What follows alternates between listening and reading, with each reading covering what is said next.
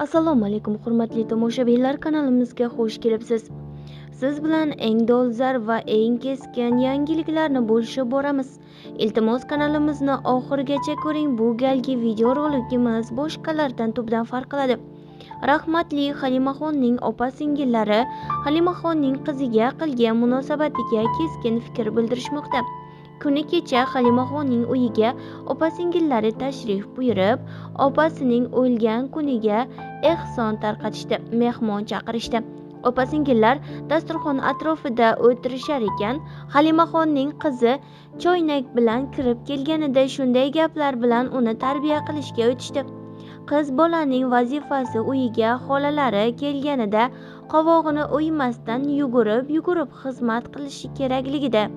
Dasturxonga o'tirib, bir piyola choy ichishdan avval hammani ko'ngliga qarab, osh-ovqati joyida qilib, keyin dasturxonga o'tirib bir piyola choy ichadi. Biz farzandlarimizga shunday tarbiya beramiz. Gulnoza aytdi, biz seni qo'lingdan uyni kalitini tortib olib, uydan haydavormadik-ku. Kuzatuvchilar shunday deyishmoqda deb hazil ham qilib qo'yishdi. Lekin ushbu videoga anchagina izohlar yozib tashlashdi. Halimaxonning turmush o'rtog'i Jalolni uylantiringlar, endi Alloh yo'liga savob bo'ladi. Farzandlariga ham ona kerak, bu qizni kelajagicha o'qishi kerak, o'z ustida ishlashi kerak. Chiroyli tarbiya berdilar, ming rahmat. Lekin hamma narsani vaqti bor.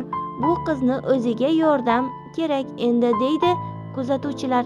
Biz bilan qoling va kanalimizni kuzatib boring.